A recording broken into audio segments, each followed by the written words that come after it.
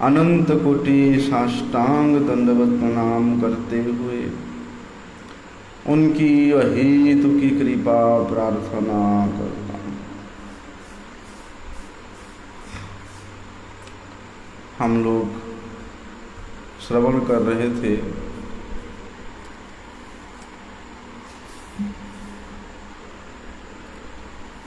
कि अर्चन का अधिकारी कौन है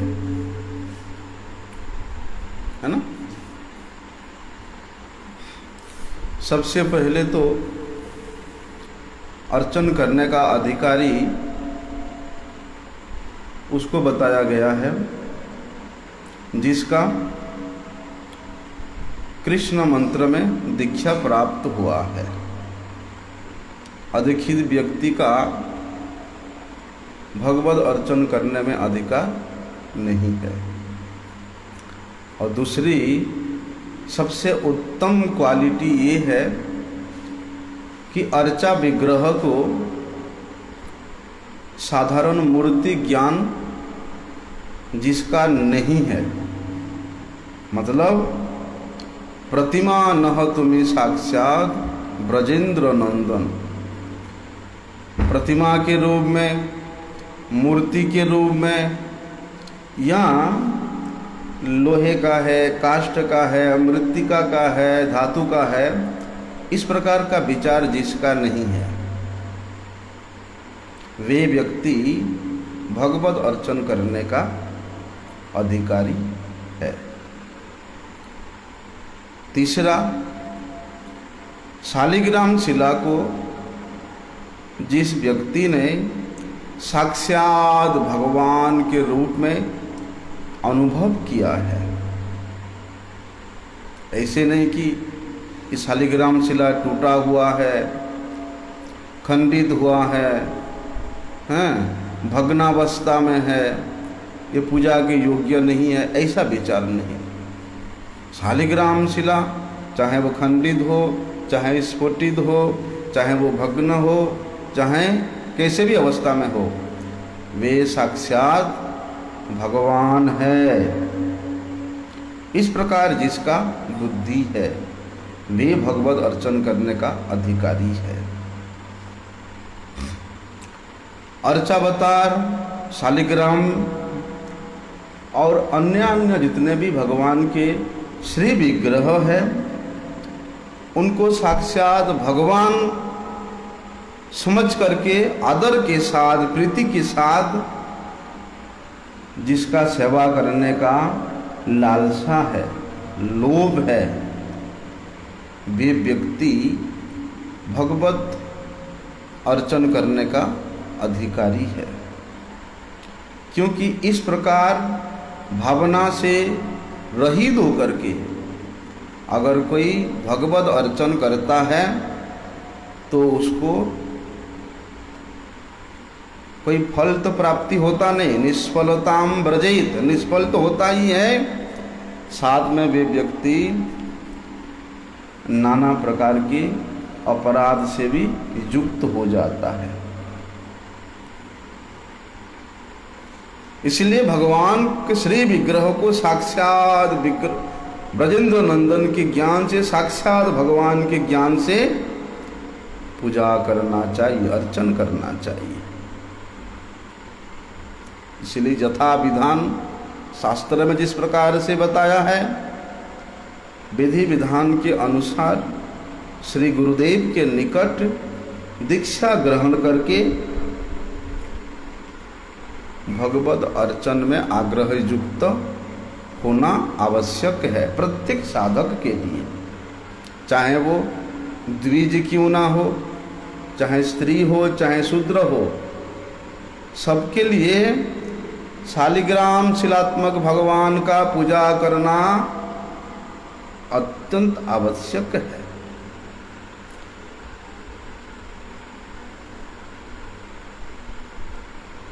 एवं श्री भगवान सर्वे ही शालग्राम शिलात्मक द्विजै स्त्रीभि शूद्रैश्च पूज्यो भगवता परे ही अपनी परम मंगल कल्याण के इच्छुक व्यक्ति को भगवान शालिग्राम का अर्चन करना आवश्यक है, चाहे वो ब्राह्मण क्षत्रिय विषाम सत्शूद्राणाम अपि वा शालग्रामे अधिको अस्ति न चान्येषां कदाचन। शास्त्र बताते हैं ब्राह्मण हो, क्षत्रिय हो या वैश्य हो, इनका शालिग्राम शिला में अर्चन करने का अधिकार है। और कहते हैं स्त्रियों वा यदि वा शूद्रो, चाहे वो शूद्र ही क्यों ना हो, लेकिन शूद्र के आगे एक शब्द लगाया, सत शूद्राणाम अपि वा, जो सत शूद्र है। सत शूद्र मतलब जिसने सत वस्तु भगवान के चरणों में आत्मसात कर दिया, उसके बाद तो शूद्रता उसका कुछ रहता ही नहीं है, वे तो विप्र से भी और अधिक श्रेष्ठ हो जाता है।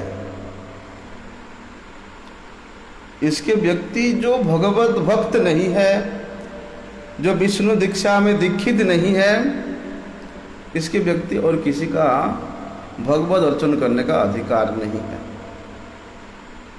दूसरे का मतलब बताते हैं, अतो निषेधकम यत वचनम श्रूयते स्फुटम अवैष्णवम परम भक्तत्वम द्विज्ञेयम तत्वदर्शी भी। वहाँ बताया है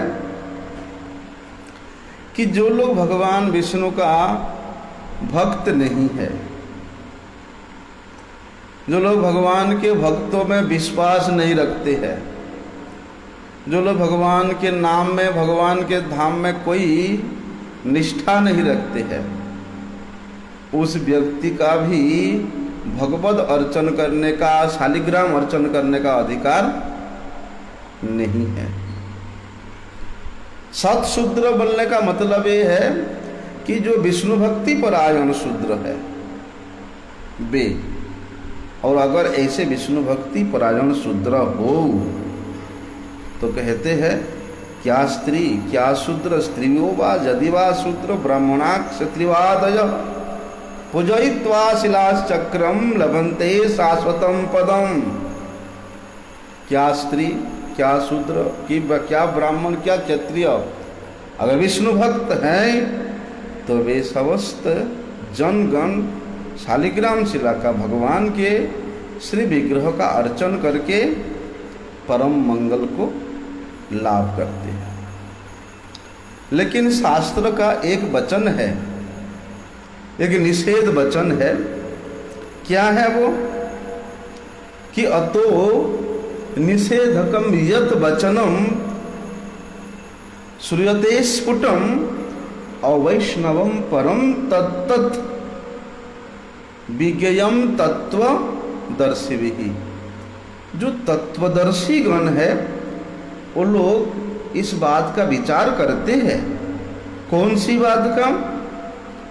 कि स्त्री हो या शूद्र हो, शालिग्राम शिला सेवा के विषय में, अर्चन के विषय में निषेध वचन भी श्रवण करने को मिलता है।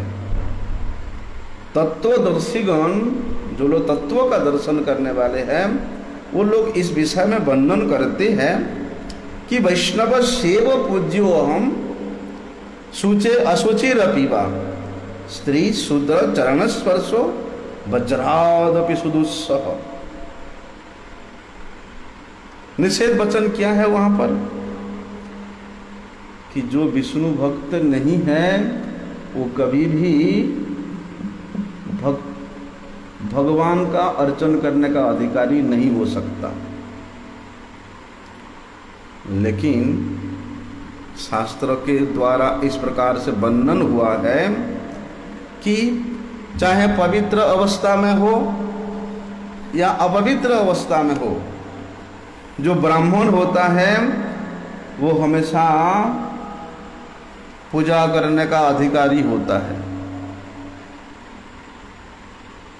और एक निषेध वचन बताया, अगर स्त्री और शूद्र ये लोग भगवान शालिग्राम के, भगवान के श्री विग्रह के ऊपर स्पर्श भी कर लेते हैं, अपने हाथ भी लगा देते हैं, तो भगवान को अधिक कष्ट होता है। कैसा कष्ट होता है? बोलते वज्रादपि सुदुस्सह, वज्रपात होने से जितना कष्ट होता है उससे भी अधिक कष्ट होता है। अभी तो बताए कि विष्णु भक्ति परायण स्त्री हो या शूद्र हो, ब्राह्मण हो या क्षत्रिय हो, वे भगवान की पूजा करने का अधिकारी है। लेकिन शास्त्र तो यहाँ बताया है कि ब्राह्मण कैसा भी हो, पवित्र अवस्था में हो अपवित्र अवस्था में हो, वे सर्वथा भगवान की पूजा करने योग्य है। और स्त्री शूद्र इनके हाथ लगने मात्र से ही भगवान को वज्र से भी, वज्रपात होने जितना कष्ट होता है भी अधिक कष्ट होता है। क्या मतलब है इसका? है? सनातन गोस्वामी पाद जी इस टीका के श्लोक की टीका में लिखते हैं कि वास्तव रूप में सद्गुरु के निकट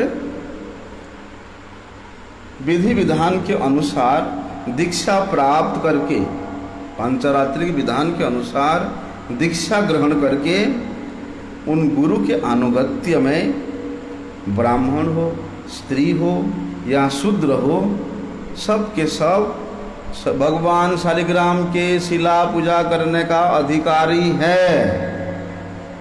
स्कंद पुराण में भगवान स्वयं नारद को बता रहे हैं कि ब्राह्मण, क्षत्रिय, वैश्य और शतशूद्र इन सब का शालिग्राम पूजा में अधिकार है। इसके व्यतीत और किसी का भी अधिकार नहीं है।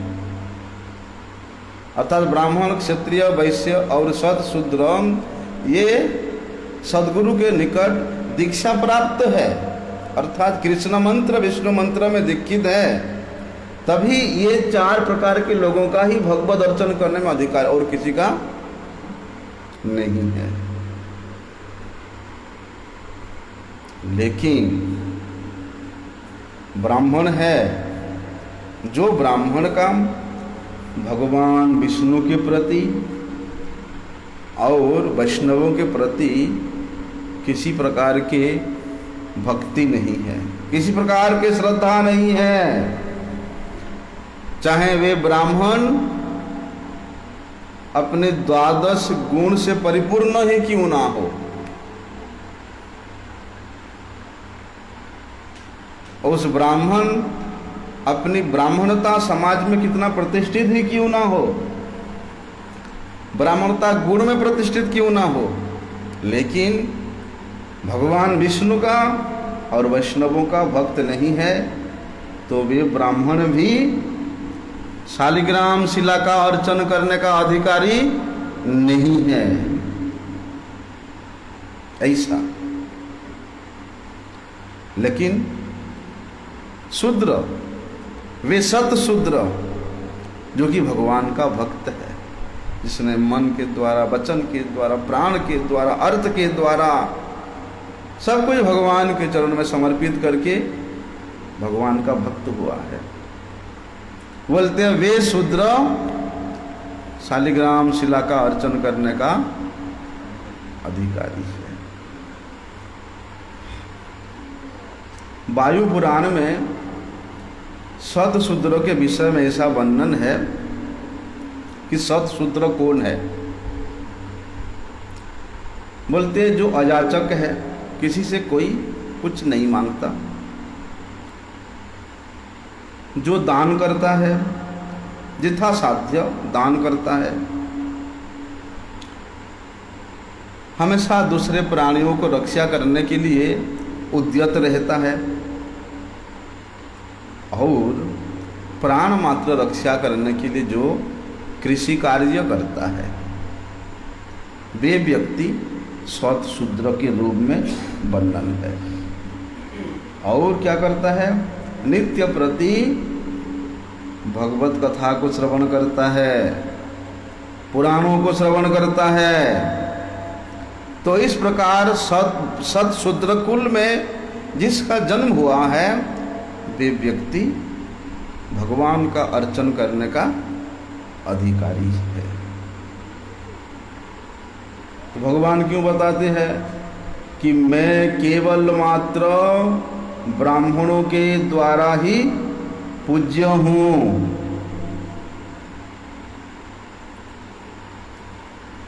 पुराणों में ऐसा बताया है, भगवान बताया कि मैं केवल ब्राह्मणों के द्वारा ही पूज्य हूँ।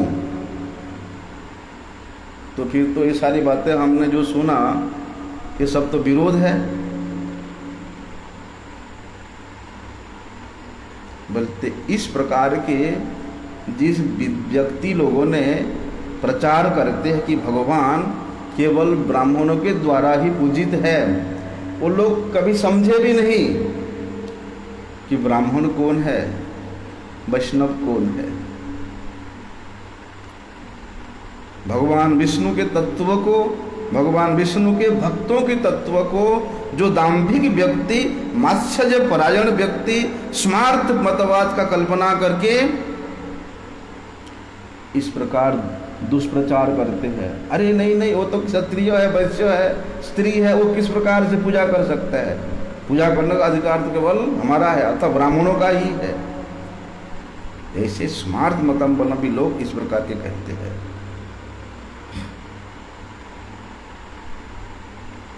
तो फिर क्या कहते हैं? जो अधिक्षित है, अवैष्णव शूद्र है, अभक्त स्त्री है, उसका भगवद अर्चन में अधिकार नहीं है, जिसका दीक्षा प्राप्त नहीं हुआ है। जो अभक्त स्त्री है और जो अवैष्णव शूद्र है, उसका भगवद अर्चन करने में अधिकार अवश्य नहीं है। लेकिन जो लोग यथाविधि दीक्षा ग्रहण किया है,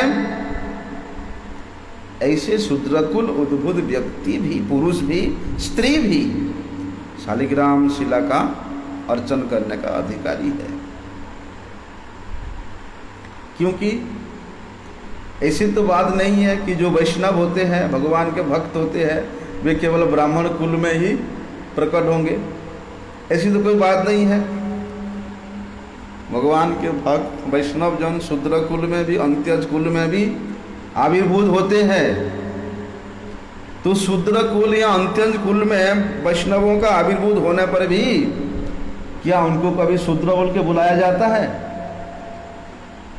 उनके उस जन्मजात जाति को निर्देश करके उनको बुलाया जाता है?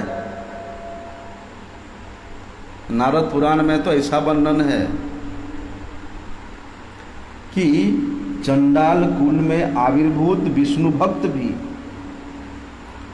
उस ब्राह्मण से श्रेष्ठ है जो ब्राह्मण भगवान के भक्ति से बहिर्मुख है। ऐसा इसलिए चाहे शूद्र हो, निषाद हो, चंडाल हो, जो कोई कुल में भी भगवान के बहुत आविर्भूत होते हैं, वे तो उन संपूर्ण कुलों को ही पवित्र कर देते हैं। इसलिए वैष्णवों का जो लोग जाति कुल विचार करते हैं, जाति कुल दर्शन करते हैं, वास्तव में वही चंडाल है। अगर ब्राह्मण भी वैष्णव के उस आविर्भाव कुल को लेकर के निंदा करता है उस वैष्णव का, तो वे ब्राह्मण अपने ब्राह्मणता के गुण से रहित हो जाता है, वे चंडाल बन जाता है। इसलिए भगवान के भक्तगण कभी भी शूद्र नहीं है, वे तो भागवत गण है, वे तो महाभागवत है। जिसका भगवान विष्णु के प्रति भक्ति नहीं है, ऐसे जो व्यक्ति है, अगर वे ब्राह्मण कुल में प्रकट होने पर भी, आविर्भाव जन्म ग्रहण करने पर भी वे शूद्र है। वे ब्राह्मण शूद्र कहने लायक है अगर वे भगवान विष्णु का भक्ति नहीं करता है तो। इसलिए दीक्षा के समय में कृष्ण मंत्र दीक्षा के प्रभाव से शूद्र, अंत्यज, ये सब कुल में जात व्यक्ति ब्राह्मण के समान, ब्राह्मण से भी श्रेष्ठ हो जाता है अगर वे सद्गुरु के निकट पंचरात्रिक विधान के अनुसार विष्णु मंत्र में दीक्षित होता है तो वो ब्राह्मण के समान हो जाता है, ब्राह्मण से श्रेष्ठ हो जाता है। श्रील प्रभुपाद जी ने ब्राह्मण और वैष्णव नाम से एक प्रवचन किया था, 3 दिन तक प्रवचन किया था इसी टॉपिक को, इतना बड़ा ग्रंथ के रूप में छपाया है चैतन्य मठ वालों ने। उसमें ब्राह्मण और वैष्णव समस्त प्रकार के शास्त्रों के उदाहरण दे करके वहाँ वर्णन है, ब्राह्मण कौन है, वैष्णव कौन है, ब्राह्मण से क्या वैष्णव श्रेष्ठ है, वैष्णव का क्या कृत्य है, ब्राह्मण का क्या कृत्य है, वे सब वहाँ विशेष रूप से वर्णन है। इसलिए कृष्ण मंत्र दीक्षा प्राप्त करने मात्र से ही शूद्र कुल में जात व्यक्ति भी ब्राह्मणता को प्राप्त कर लेता है। किस प्रकार से? कांसा को एक रासायनिक प्रकार से उसमें उसके ऊपर सोने का रंग चढ़ा देते हैं। हाँ, चांदी का भी होता है, स्वर्ण तो प्राप्त हो जाता है। बोलते इसी प्रकार जो कोई कुल में उद्भूत व्यक्ति क्यों ना हो, अगर वैष्णवी दीक्षा प्राप्त करता है तो उस वैष्णवी दीक्षा के प्रभाव से वे विप्रता को, ब्राह्मणता को प्राप्त कर लेता है। अरे कहाँ तक बताएं, श्रीमद् भागवत में तो यहाँ तक वर्णन है, जो कुकुर भोजी अंत्यज है, कुकुर को खाने वाले जो अंत्यज कुल में जन्म लेने वाला व्यक्ति भी अगर भगवान के नाम को श्रवण करता है, कीर्तन करता है, बार बार भगवान को नमस्कार करता है, भगवान के पाद पद्मों का स्मरण करता है, बोलते वही व्यक्ति, वही कुकुर भोज, कुकुर खाने वाले परिवार में जन्म लेने वाला व्यक्ति भी तत्क्षणात सोम यज्ञों का अधिकारी हो जाता है, देवत्व प्राप्त कर लेता है वो भी। इतना प्रभाव है भगवान के नाम का, भगवान के कथा का, भगवान के धाम का। और जो लोग भगवान का नित्य प्रति दर्शन करते हैं, नित्य प्रति शालिग्राम का अर्चन करते हैं, नित्य प्रति श्री विग्रह के चरण में तुलसी अर्पण करते हैं, उनकी तो बात ही क्या है, हैं? ऐसा। इसलिए लेकिन जो दुर्जाति जवन है, उस जवन का यज्ञ में अधिकार नहीं है। क्यों? क्योंकि वे अपने प्रारब्ध के कारण ऐसा दुर्जातित्व रूप जवन कुल में जन्म हुआ है। लेकिन कहते हैं कि ये जवन कुल में जन्म लेने वाला व्यक्ति भी भगवान के नाम के आभास मात्र से उसका दुर्जातित्व विनष्ट हो जाता है।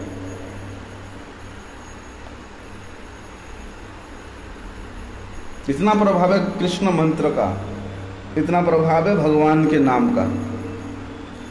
हरि भक्ति सुधोदय में तो ऐसा वर्णन है, भगवान स्वयं वहाँ ब्रह्मा जी को बता रहे हैं कि तीर्थ और अस्पष्ट वृक्ष, गाभी, ब्राह्मण और भक्त, ये 5 प्रकार के जो वस्तु है, इसको मेरा अंग के रूप में जानना। ये साक्षात मेरे अंग है। भगवान के जो तीर्थ है, अस्वस्थ वृक्ष है, गाभी है, ब्राह्मण है और भक्त है। अस्वस्थ वृक्ष, पीपल का वृक्ष।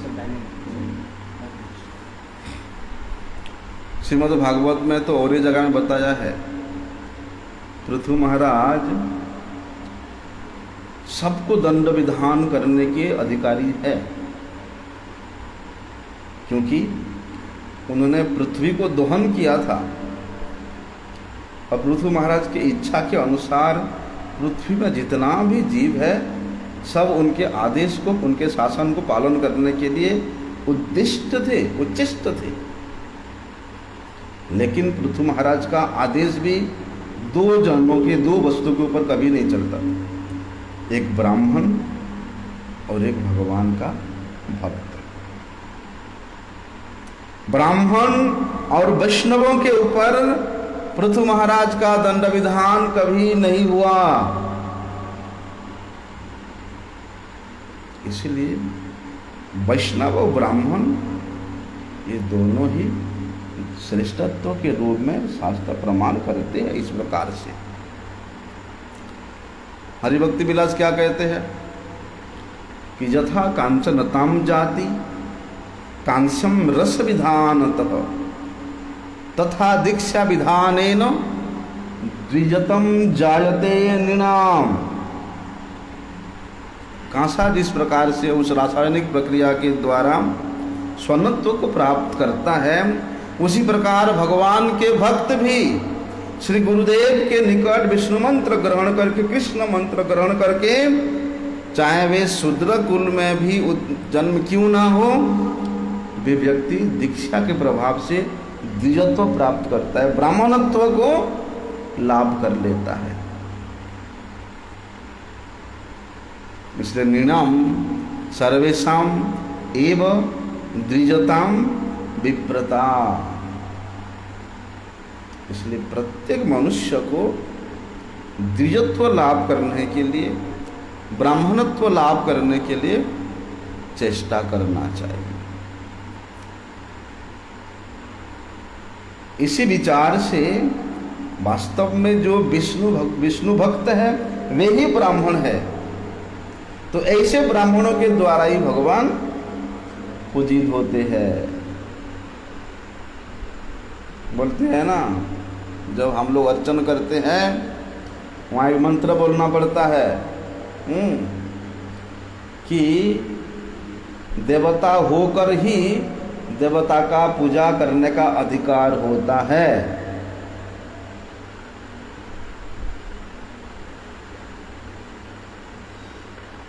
इसीलिए जब तक पूजक के हृदय में देवत्वता गुण नहीं आता, ब्राह्मणता गुण नहीं आता, वैष्णवता गुण नहीं आता, तब तक वे अर्चन का अधिकारी, पूजा का अधिकारी नहीं होता। प्रहलाद महाराज तो यहाँ तक बताते हैं कि विपराध द्विषम गुण युत दरविंद नाभ पादारविंद विमुखात स्वपचम वरिष्ठम मन्ये तदपित मनो वचने हितार्थम प्राणम पुनाति सकुलम भूरिमान। प्रहलाद महाराज बताते हैं कि भगवान के पाद पद्मों से जो विमुख ब्राह्मण है, वो ब्राह्मण भी किस प्रकार हैं? अपने 12 गुण से संयुक्त ब्राह्मण।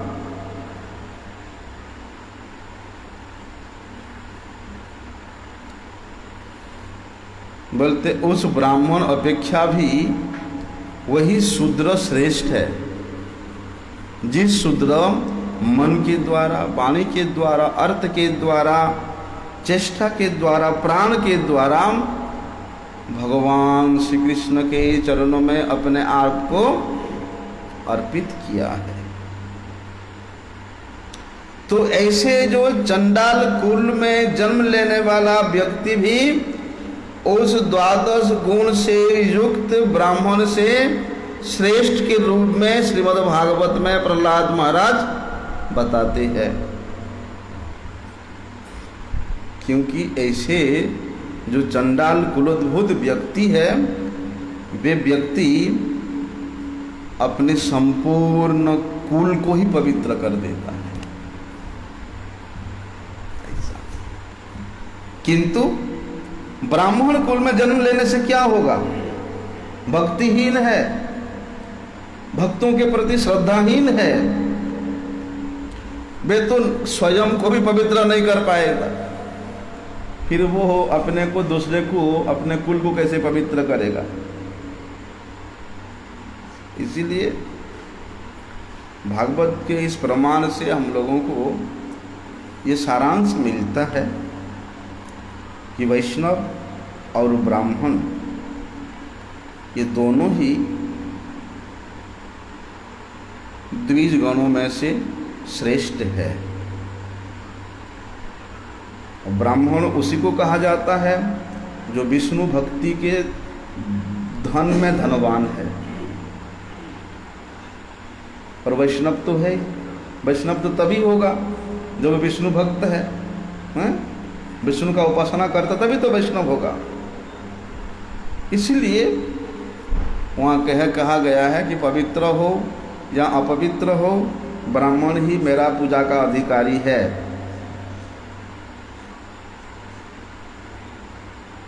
मतलब ऐसे जो ब्राह्मण है, विष्णु भक्त जो ब्राह्मण है, कृष्ण मंत्र में दीक्षित जो ब्राह्मण है, वो कभी अपवित्र रह ही नहीं सकता है, क्योंकि भगवान का नाम उच्चारण करने मात्र से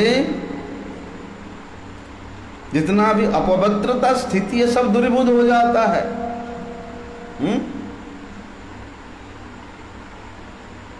भगवान पुंडरीकाक्ष के नाम में ऐसा शक्ति है कि जाकर के मुर्दा को पकड़ के आया हुआ व्यक्ति भी अगर 3 बार कहता है ओम पुंडरीकाक्षम पुनातु, ओम पुंडरीकाक्षम पुनातु, ओम पुंडरीकाक्षम पुनातु, वे पवित्र हो जाता है। लेकिन भगवान के नाम में उतना दृढ़ श्रद्धा, दृढ़ विश्वास होना चाहिए, तब जाके, नहीं तो नहीं।